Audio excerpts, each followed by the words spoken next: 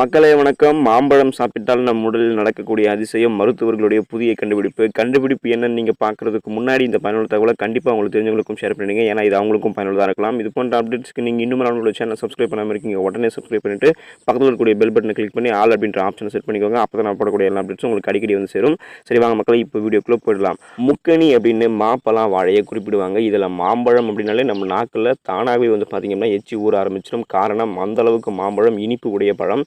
இனிப்பு மட்டுமே கிடையாது, இதில் ஏராளமான நன்மைகள், மருத்துவ குணங்கள், அதிசய குணங்கள் வந்து பார்த்திங்கன்னா நிறைந்து காணப்படுகிறது. இந்த தகவலை நீங்கள் பார்த்ததுக்கப்புறம் இனிமேல் மாம்பழத்தை சாப்பிடாமல் இருக்கவே மாட்டீங்க, ஒதுக்கி வைக்கவே மாட்டீங்க. காரணம் மாம்பழம் வந்து பார்த்திங்கன்னா ஒரு சீசனில் தான் கிடைக்கக்கூடிய பழம். அதாவது மார்ச்லேருந்து ஜூலை வரைக்கும் தான் வந்து பார்த்திங்கன்னா மாம்பழம் கிடைக்கும். ஸோ வேண்டி விரும்பி மாம்பழத்தை வாங்கி சாப்பிடுங்க.